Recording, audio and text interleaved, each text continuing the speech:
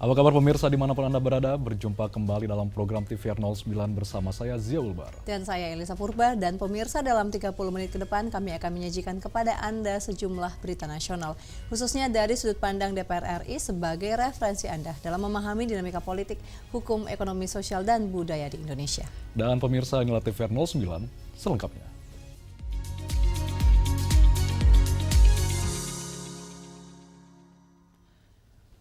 Pemerataan akses internet dinilai menjadi kunci dalam mendorong transformasi digital nasional, sehingga Komisi 1 DPR RI dorong percepatan penyediaan layanan internet hingga ke wilayah pedesaan dan daerah yang masih mengalami keterbatasan konektivitas. Pemerataan akses internet dinilai menjadi kunci dalam mendorong transformasi digital nasional. Oleh karena itu, Komisi 1 DPR RI mendorong percepatan penyediaan layanan internet hingga ke wilayah pedesaan dan daerah yang masih mengalami keterbatasan konektivitas. Salah satu program yang menjadi perhatian adalah pengembangan Desa Cikade sebagai pilot project pemberdayaan masyarakat berbasis digital. Program ini diharapkan menjadi contoh pemanfaatan internet untuk meningkatkan kualitas pendidikan, pelayanan publik, dan kegiatan ekonomi masyarakat. Anggota Komisi 1 DPR RI Cindy Monica Salsabila menyampaikan, meski pembangunan infrastruktur digital terus berkembang, kesenjangan akses internet masih ditemukan di berbagai daerah, termasuk wilayah pedesaan dan terpencil. Untuk memastikan infrastruktur konektivitas di Provinsi Banten. Ada salah satu pilot project untuk salah satu desa tertinggal, yaitu Desa Cikade, walaupun sekarang progresnya di Banten sudah bagus dalam pemerataan akses internet, tetapi memang masih ada kesenjangan di daerah-daerah tertentu, salah satunya Desa Cikade itu. Nah, sama halnya terjadi di dapil saya, Sumatera Barat 2, itu banyak sekali daerah yang memang masih sangat tertinggal, masih sangat jauh dari pemerataan akses internet. Waktu itu kami pergi ke SDN 04 daerah Mungka, di mana memang anak sekolah harus mendaki kurang lebih 3-4 kilo di atas bukit. Cindy menilai, keterbatasan akses internet dapat menghambat kegiatan pendidikan, pelayanan publik, dan akses informasi masyarakat. Karena itu, Komisi 1 DPR RI mendorong agar pembangunan infrastruktur telekomunikasi tidak hanya terpusat di kawasan perkotaan, tetapi juga menjangkau wilayah yang masih belum terlayani secara optimal. Dari Tangerang Selatan, Banten, Kristio Handoko, TVR Parlemen melaporkan. Pemirsa, ketimpangan akses distribusi dan penayangan film dinilai masih menjadi tantangan bagi rumah produksi kecil di Indonesia, sehingga Komisi 7 DPR RI mendorong terciptanya ekosistem perfilman yang lebih berkeadilan agar seluruh pelaku industri memiliki kesempatan yang setara untuk berkembang. Ketimpangan akses distribusi dan penayangan film dinilai masih menjadi tantangan bagi rumah produksi atau production house kecil di Indonesia. Oleh karena itu, Komisi 7 DPR RI mendorong terciptanya ekosistem perfilman yang lebih berkeadilan agar seluruh pelaku industri memiliki kesempatan yang setara untuk berkembang. Sejumlah PH kecil mengeluhkan sulitnya bersaing dengan PH besar, terutama dalam memperoleh akses jadwal tayang dan jumlah layar di bioskop. Selain itu, film-film yang mengangkat tema budaya dan kearifan lokal juga disebut masih menghadapi kendala untuk menjangkau penonton dalam skala nasional. Menyikapi hal tersebut, anggota Komisi 7 DPR RI Andika Satya Wasisto menilai pemerintah perlu membangun kerjasama dengan pengelola bioskop untuk membuka ruang yang lebih besar bagi karya-karya dari PH kecil. Menurutnya, kehadiran film bertema budaya dan cerita rakyat perlu didukung sebagai bagian dari penguatan identitas dan kekayaan budaya nasional. Artinya terdapat ketimpangan ekonomi, Pak, antara PH. Jadi yang mendapat layar, yang mendapat sponsor, yang mendapatkan investor, ini hanya bisa didapatkan oleh PH-PH yang sudah besar. Nah, saya kira ini perlu dukungan dan juga perlu perlindungan terhadap PH-PH kecil. Andika menegaskan perlu adanya dukungan dan perlindungan bagi PH kecil agar tidak terjadi kesenjangan dalam akses layar, investasi, dan peluang usaha di industri perfilman nasional.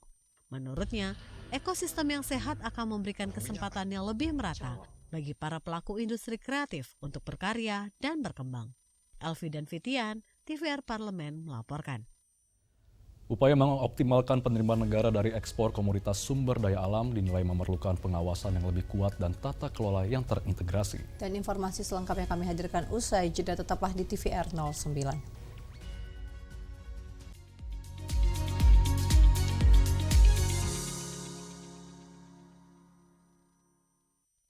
Hanya si anak ini ketika saya tanya, apakah dulu pernah terjadi? Kan udah lama itu seperti itu, bilang begitu. Aku udah lihat seperti itu dulu. Anak-anak itu bilang begitu. Baru ngeh orang tuanya, aduh. Saya menyadari beberapa waktu ini kita agak abai dengan lembaga penitipan anak. Apakah sebenarnya daycare atau lembaga penitipan anak di Indonesia ini sudah memiliki standar kualitas, Bu? Sudah ada. Undang-undang juga sudah mengatur bahwa pengasuhnya harus seperti apa. Di dalam surat Menteri PPA, itu juga sudah diatur. Sudah ada standarnya, tapi ternyata masih dilanggar. Nah, jadi sebenarnya yang menjadi pertanyaan, seharusnya siapa yang ngawasin ini, Bu? Nah, itu dia. Jadi ini yang kemudian harus kita tegaskan soal pengawasan. Harus ditekankan soal perizinan. Maka ini sekarang perlu kita berikan ketegasan. Jogja hanya sebagai contoh saja bahwa ternyata ada hal prinsip yang mungkin terlewatkan. Hanya di TVR Parlemen.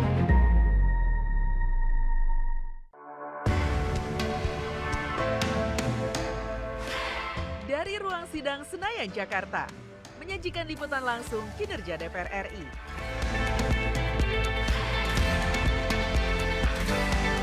Dialog mendalam, investigasi, dan profil wakil rakyat. TVR Parlemen kini hadir 24 jam.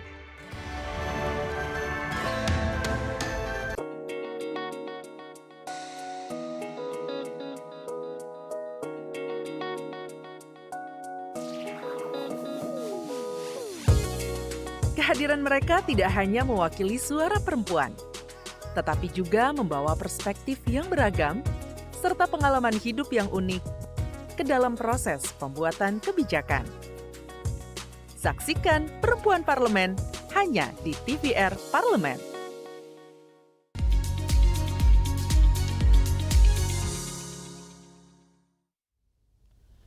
Pemirsa, Komisi 12 DPR RI apresiasi kebijakan pemerintah melalui peraturan pemerintah tentang tata kelola ekspor komoditas sumber daya alam yang mewajibkan penjualan ekspor komoditas strategis melalui BUMN yang ditunjuk oleh pemerintah. Upaya mengoptimalkan penerimaan negara dari ekspor komoditas sumber daya alam dinilai memerlukan pengawasan yang lebih kuat dan tata kelola yang terintegrasi. Oleh karena itu, Komisi 12 DPR RI mengapresiasi kebijakan pemerintah melalui peraturan pemerintah tentang tata kelola ekspor komoditas sumber daya alam yang mewajibkan penjualan ekspor komoditas strategis melalui BUMN yang ditunjuk pemerintah. Ketua Komisi 12 DPR RI Bambang Patijaya menilai kebijakan tersebut merupakan langkah untuk memperkuat pengawasan ekspor sekaligus meningkatkan penerimaan negara dari komoditas strategis. Menurutnya, pemerintah melihat masih adanya potensi kebocoran penerimaan negara akibat dugaan praktik under-invoicing dan transfer pricing pada sejumlah komoditas termasuk batubara dan CPO sawit. Kemudian transfer pricing terkait dengan beberapa komoditas dan salah satunya diduga itu adalah batubara dan mungkin juga adalah CPO sawit. Nah, untuk itu kebaruan ide yang disampaikan oleh Presiden ini kami apresiasi. Dan kita harus beri ruang untuk bagaimana implementasi. Karena pada akhirnya ini kan untuk bagaimana optimasi penerimaan negara. Ya. Jadi kita tunggu saja seperti apa realisasinya. Bambang menyatakan, gagasan yang diusung pemerintah perlu diberi ruang untuk diimplementasikan dan dievaluasi hasilnya.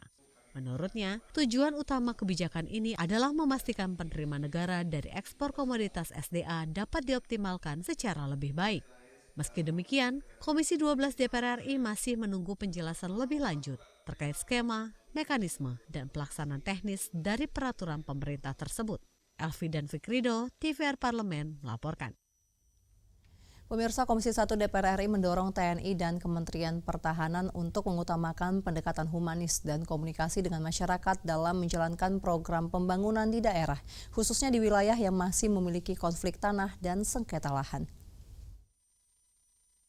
Komisi 1 DPR RI mendorong TNI dan Kementerian Pertahanan untuk mengutamakan pendekatan humanis dan komunikasi dengan masyarakat dalam menjalankan program pembangunan di daerah, khususnya di wilayah yang masih memiliki konflik tanah dan sengketa lahan. Anggota Komisi 1 DPR RI Juniko Siahaan menyampaikan TNI selama ini menjadi salah satu institusi yang paling dipercaya oleh masyarakat. Oleh karena itu, TNI didorong untuk terus menunjukkan sikap yang menyatu dengan rakyat dan tidak memaksakan program tanpa memperhatikan kondisi sosial di lapangan. Pembangunan fasilitas dan program pertahanan tetap penting dilakukan, namun pelaksanaannya tidak boleh mengabaikan hak-hak masyarakat, termasuk tanah adat dan lahan yang masih bersengketa, dan dilakukan tanpa langkah represif yang menimbulkan konflik di masyarakat. Justru inilah saatnya TNI menunjukkan bagaimana TNI manunggal dengan rakyat, ya kan? Bukan hanya memaksakan program saja harus dijalankan, tapi betul-betul memperlihatkan apa dampak-dampaknya terhadap masyarakat lokal. Kita tahu dulu ada ABRI masuk desa, ya kan? Bagaimana konten-konten kawan-kawan TNI ini di daerah-daerah perbatasan di Papua itu mencoba menunjukkan sikap humanisnya, menunjukkan bahwa kami datang untuk menjadi bagian yang manunggal dengan rakyat. Jangan sampai ini menjadi sebuah insiden-insiden buruk buat institusi TNI. Kedepan Komisi 1 DPR RI akan meminta penjelasan dari Panglima TNI dan Kementerian Pertahanan dalam rapat-rapat berikutnya, sehingga setiap program pembangunan di daerah dapat mengedepankan dialog dan penyelesaian konflik secara bijak dengan masyarakat sekitar. Ferdian dan Domi, TVR Parlemen melaporkan. Komisi 7 DPR RI dorong percepatan optimalisasi pemanfaatan kekayaan intelektual agar dapat mendukung akses permodalan bagi para pelaku usaha kreatif, khususnya UMKM yang sedang berkembang. Komisi 7 DPR RI mendorong percepatan optimalisasi pemanfaatan kekayaan intelektual agar dapat mendukung akses permodalan bagi para pelaku usaha kreatif, khususnya UMKM yang sedang berkembang. Pemanfaatan kekayaan intelektual atau KI sebagai aset ekonomi masih menghadapi sejumlah kendala, khususnya bagi pengusaha yang ingin menggunakannya sebagai jaminan untuk memperoleh bantuan pengembangan usaha. Oleh karena itu, anggota Komisi 7 DPR RI Samuel Watimena menilai persoalan tersebut memerlukan dukungan regulasi, koordinasi, dan pemahaman dari seluruh stakeholder yang ada. Kita tahu bahwa ada KUR yang digelontorkan untuk para pelaku ekonomi kreatif, tapi kemudian untuk mendapatkan KUR tersebut, kekayaan intelektual belum bisa dijadikan pegangan. Padahal tadi ada dukungan dari OJK, ada dukungan dari Kemenko Perekonomian, ada dukungan dari Kementerian Keuangan, ada dukungan dari Kementerian Hukum. Tapi dukungan-dukungan ini menurut kami belum membuahkan suatu hasil sehingga pada saat pelaku ekonomi kreatif ingin mengembangkan diri, membutuhkan anggaran dan dana, perbankan belum bisa menjamin atau mendukung hal itu. Nah, ini PR. Selain itu, masih minimnya sinkronisasi antara pemerintah pusat, pemerintah daerah, lembaga keuangan, dan komunitas kreatif. Diharapkan dapat berkolaborasi, mengoptimalkan berbagai potensi yang dimiliki pelaku usaha, khususnya di subsektor fashion, kuliner, dan kria. Ferdian dan Divo, TVR Parlemen, melaporkan. Pemirsa, pelestarian cagar budaya menjadi bagian penting dalam menjaga identitas dan sejarah bangsa di tengah pesatnya pembangunan. DPR RI mendorong hadirnya insentif pajak sebagai bentuk dukungan bagi upaya perlindungan dan perawatan aset-aset cagar budaya di berbagai daerah. Informasi selengkapnya akan kami hadirkan sesaat lagi, tetaplah di TVR 09.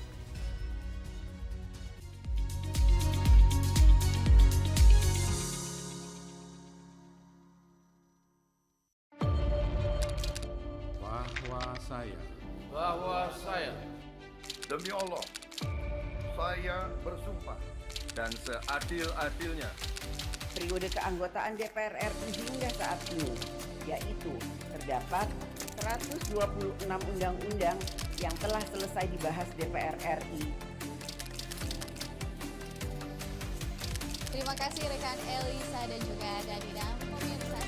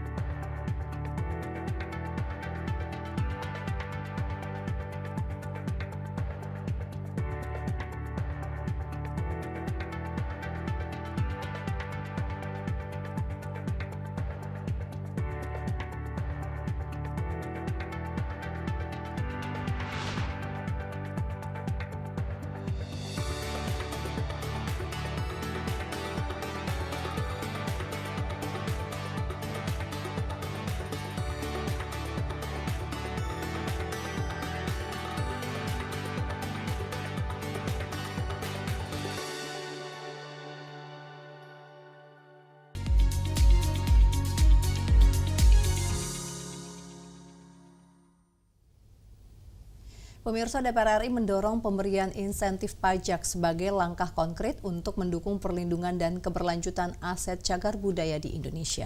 Kebijakan ini juga diharapkan mampu memperkuat sinergi antara pemerintah dan masyarakat dalam upaya pelestarian budaya. Mari kita simak bersama liputan mendalam yang telah dikemas oleh tim redaksi TVR Parlemen dalam segmen Lensa Parlemen berikut ini.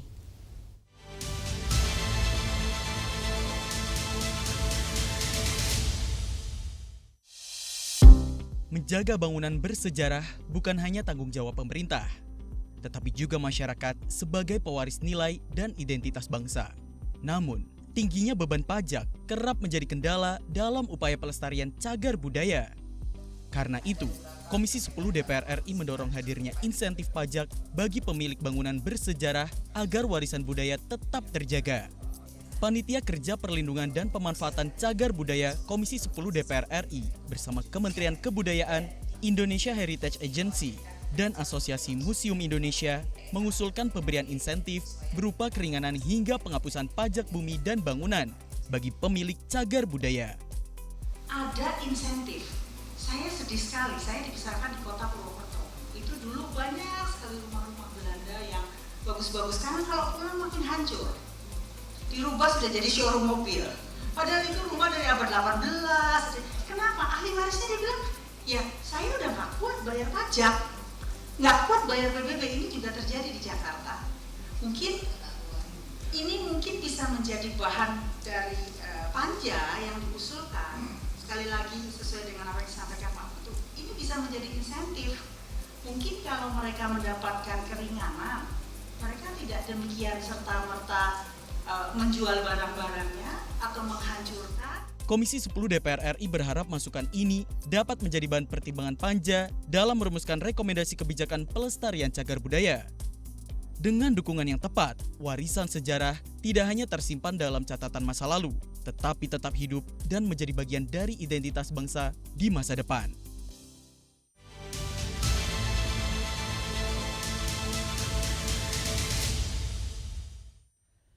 Pemirsa, canyoneering menjadi salah satu aktivitas petualangan yang menggabungkan eksplorasi alam dengan sensasi adrenalin. Dan menariknya, aktivitas ini mengajak peserta untuk menyusuri ngarai, menuruni air terjun, hingga melintasi sungai dengan teknik khusus. Tak hanya memacu adrenalin, canyoneering juga memberikan pengalaman menikmati keindahan alam dari sudut pandang yang berbeda. Dan informasinya akan kami hadirkan sesaat lagi, tetaplah di TVR 09.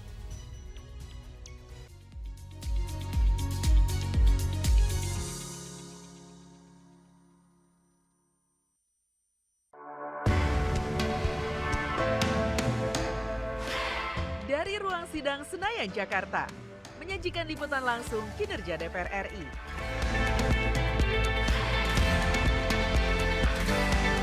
Dialog mendalam, investigasi, dan profil wakil rakyat.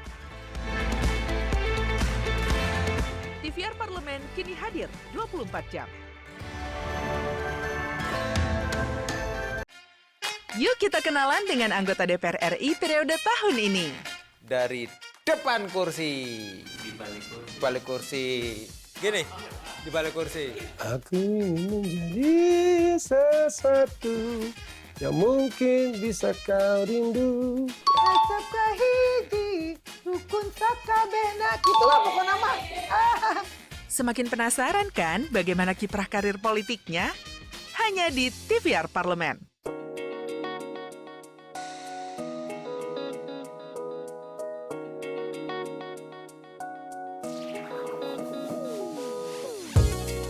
Kehadiran mereka tidak hanya mewakili suara perempuan, tetapi juga membawa perspektif yang beragam serta pengalaman hidup yang unik ke dalam proses pembuatan kebijakan. Saksikan Perempuan Parlemen hanya di TVR Parlemen.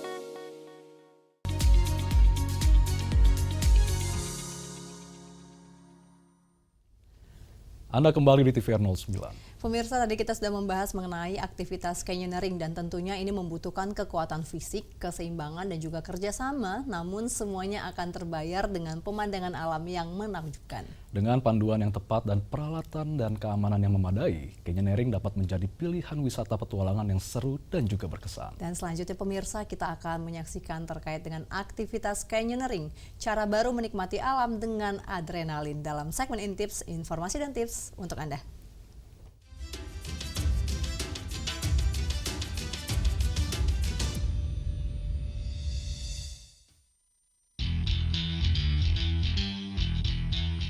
Di tengah ramainya tren olahraga saat ini, terdapat salah satu olahraga yang sering muncul di kalangan petualang. Canyoneering, olahraga yang memadukan petualangan, keberanian, dan ketahanan fisik. Menaklukkan jalanan bebatuan hingga derasnya air terjun membuat Canyoneering lebih dari sekedar olahraga. Bukan hanya untuk yang jago adventure, tapi juga buat kamu yang pengen coba sesuatu yang beda. Jadi, siapkah kamu berbasah-basahan dan menantang diri? Canyoneering adalah olahraga menuruni tebing dan ngarai di bawah guyuran air terjun. Perpaduan antara hiking, climbing, dan river trekking yang menuntut keseimbangan, kekuatan, dan kelincahan. Semakin deras alirannya, maka semakin besar pula tantangan yang akan dihadapi. Ekstrim dan liar adalah hal yang terbesit saat mendengar olahraga ini. Untuk menikmatinya, kamu harus menggunakan perlengkapan keselamatan dan memastikan kondisi fisik dalam keadaan prima. Perlengkapan yang dibutuhkan diantaranya helmet untuk melindungi kepala, harness, tali statis, dan descender untuk proses dropping saat menuruni air terjun, sepatu yang nyaman dan anti-slip, wetsuit atau baju quick dry untuk melindungi tubuh dari dinginnya air, serta tas, baju ganti, dan kebutuhan logistik pribadi. Semua perlengkapan ini membantu mengurangi risiko, sehingga Canyoneering bisa dinikmati dengan aman dan tetap seru. Dengan panduan instruktur profesional, Canyoneering bisa dinikmati oleh pemula maupun expert loh. Canyoneering bukan hanya soal adrenalin, tetapi cara menikmati alam dari perspektif yang berbeda. Dari jalur trekking yang menantang, bebatuan licin, hingga derasnya air terjun yang menyambut di tiap turunan. Setiap momen mengajarkan keberanian, kewaspadaan, dan rasa syukur terhadap alam. Jadi, kalau kamu sedang mencari olahraga yang beda, Canyoneering bisa nih jadi jawaban. Karena pada akhirnya, Canyoneering bukanlah sekedar menaklukkan alam, tetapi juga tentang belajar menghargai setiap prosesnya.